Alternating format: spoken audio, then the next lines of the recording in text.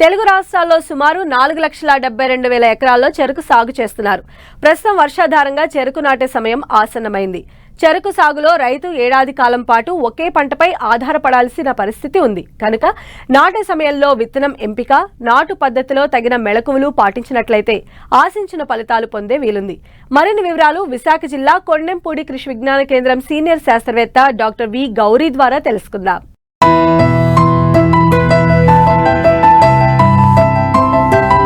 రాష్ట్రాల్లో సాగయ్యే వాణిజ్య పంటల్లో చెరకు ప్రధానమైంది.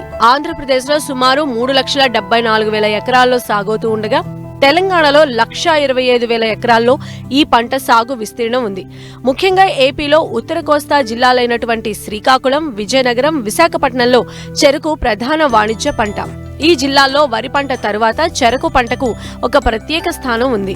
అంతేకాదు బెల్లం తయారీ ఒక కుటీర పరిశ్రమగా ఇక్కడ అభివృద్ధి చెందింది. ఖరీఫ్ లో వర్షాధారంగా ఇక్కడి రైతులు చెరుకును సాగు చేస్తూ ఉంటారు. చెరకు దీర్ఘకాలిక పంట కావడం, పాత రకాలనే సాగు చేయడం, మరోవైపు పెట్టుబడులు పెరగడం, దిగుబడులు తగ్గడంతో చాలా వరకు చెరకు సాగును వదిలేస్తున్నారు రైతులు. అయితే తక్కువ పెట్టుబడితో అధిక దిగుబడులను ఇచ్చే రకాలను శాస్త్రవేత్తలు రూపొందించారు. కొద్దిపాటి యాజమాన్య పద్ధతులు పాటించి వీటిని సాగు చేస్తే మంచి దిగుబడులను పొందవచ్చని తెలియజేస్తున్నారు విశాఖ జిల్లా కొండెంపూడి కృషి విజ్ఞాన కేంద్రం సీనియర్ శాస్త్రవేత్త doctor V Gauri. June July మాసాల్లో మన విశాఖ మరియు అనకాపల్లి జిల్లాల్లో ఈ చెరుకు వర్షాధారంగా చెరుకు సాగు చేయడం అనేది ఎక్కువ ఏరియాలో మనకి జరుగుతూ ఉంటుంది. మామూలుగా ఉడుపు తోటకి అంటే మొక్క తోటకి ఈ వర్షాధారంగా నాటుకునే తోటకి తేడా ఏంటంటే మనం మామూలుగా జనవరి ఫిబ్రవరి మాసాల్లో మొక్క తోటని నీటి ఆధారంగా నీరు అవైలబిలిటీ ఉన్న ప్రదేశాల్లో మనం ఇరిగేటెడ్ క్రాప్ కింద పెంచుకుంటాము.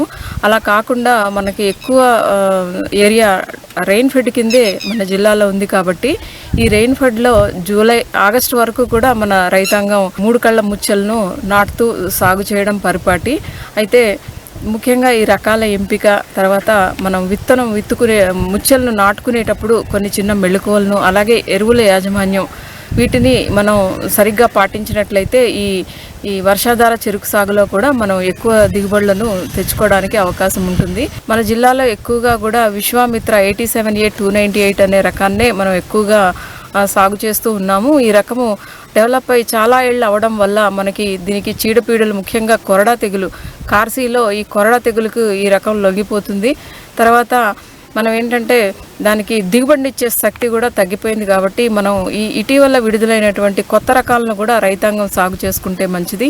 మనం ఒక 4-5 ఎకరాల్లో సాగు చేయాలనుకున్నప్పుడు ఒక 2 ఎకరాలు మన పాత రకం పెట్టుకున్నా కానీ ఇంకొక 2-3 ఎకరాలు మనం కొత్త రకంతో మనం సాగు చేసుకున్నప్పుడు మనకి పీడల బెడద నుంచి మనం సేవ్ అవుతాము. అలాగే మనకి ఎక్కువ రస నాణ్యత, తర్వాత రసం దిగుబడి, తర్వాత మనకి ఈ చెరుకు, తర్వాత బెల్లం దిగుబడి ఇవన్నీ వచ్చే రకాలు కొత్త రకాలు ఉన్నాయి కాబట్టి మనకి లాభదాయకంగా కూడా ఉంటుంది.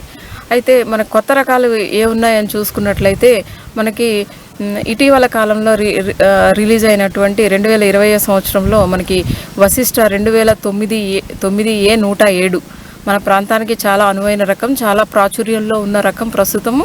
అలాగే మనకి ఏంటంటే ఈ నవీన అనే రకం కూడా మనకి విడుదల చేయబడింది. అలాగే రేవతి, సింహాద్రి ఈ రకాలన్నీ కూడా మనకి వర్షాధారంగా కూడా మన ప్రాంతానికి అనువైన రకాలు. మనం గత సంవత్సరం కూడా చూసుకున్నట్లయితే చాలా వరకు మేము మా కృషి విజ్ఞాన కేంద్రం కొండెంపూడి నుంచి దాదాపు 1,50,000 సీడ్లింగ్స్ అనేవి మనం రైతాంగానికి అందజేయడం జరిగింది. సో అన్నీ కూడా మనకి మంచి దిగుబడులు అవి వచ్చాయి 2009A107 రకంతో. అలాగే మనకి ప్రాంతీయ వ్యవసాయ పరిశోధన స్థానం అనకాపల్లి వారు కూడా ఈ విత్తన ఉత్పత్తి అనేది చెరుకులో చేస్తూ ఉంటారు. కాబట్టి ఈ రైతులు ఏంటంటే కొంచెం కొత్త రకాన్ని తీసుకొని వాళ్ళు కానీ మల్టిప్లై చేసుకొని వేసుకున్నట్లయితే ఈ యొక్క రకాల వల్ల దిగుబడి తగ్గిపోవడం అనేది మనం అధిగమించవచ్చు. ఆ తర్వాత ఏంటంటే వర్షాధారంగా సాగు చేసినప్పుడు మొక్క తోటతో పోల్చినప్పుడు మనం విత్తన మోతాదు అనేది కొంచెం ఎక్కువగా వేసుకోవాలి. మనకి ఎకరానికి దాదాపు 1,60,000 3 కళ్ళ ముచ్చలు పడితే మన ఉడుపులు అంటే ప్లాంటింగ్ ఇరిగేటెడ్ కింద మనకి వర్షాధారంగా సాగు చేసినప్పుడు దాదాపు 20,000 3 కళ్ళ ముచ్చలను మనం వాడవలసి ఉంటుందన్నమాట. అంటే కొంచెం ఎక్కువ విత్తన మోతాదుని మనం వాడాలి. తర్వాత విత్తనాలను ఏంటంటే మామూలుగా 3 కళ్ళ ముచ్చులుగా నరుక్కున్న తర్వాత వీటిని మనం సున్నపు నీటి ద్రావణంలో నానబెట్టుకోవాలి.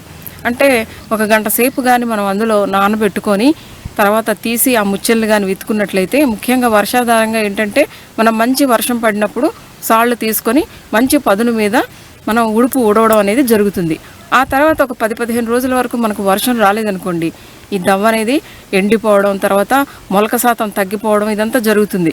అలా జరగకుండా ఉండాలంటే మనం ఈ సున్నపు నీటి ద్రావణంలో కానీ ఆ ముచ్చెల్ని నానపెట్టుకొని వేసుకున్నామంటే దానికి ఏంటంటే డెసికేట్ అయిపోకుండా, అంటే విత్తన ముచ్చెలు అనేవి తేమను చాలా రోజులు పట్టుకొని ఉంచుకుంటాయి అన్నమాట.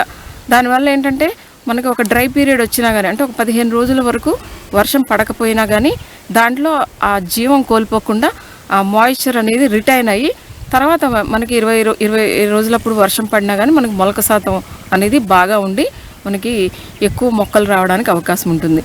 మనం ఒక సాలుకి మధ్య దూరం కనీసం ఒక 2 అడుగులు ఉండేలాగా మనం సాళ్ళు తీసుకొని, ఈ సాళ్ళల్లో ఏంటంటే మనకి ఈ క్లోరిపైరిఫాస్ డస్ట్ 10% డస్ట్ అనేది మనకు ఉంటుంది. ఈ సాళ్ళల్లో మనం జల్లుకొని కానీ మనం ముచ్చెలను విత్తుకున్నట్లయితే మనకి ఈ చెదల సమస్య నుంచి మనం బయటపడవచ్చు. నేటికి చాలా మంది రైతులు పాత రకాలనే సాగు చేస్తున్నారు. వాటిలో తెగుళ్లను తట్టుకునే శక్తి నశించి దిగుబడి కూడా తగ్గుతూ వస్తోంది. ఇలాంటి పరిస్థితుల్లో అధిక దిగుబడినిచ్చే నూతన రకాలు రైతులు ఎంచుకొని శాస్త్రవేత్తల సూచనలు పాటిస్తూ సాగు చేస్తే అధిక దిగుబడులు సాధించేందుకు వీలుంటుంది.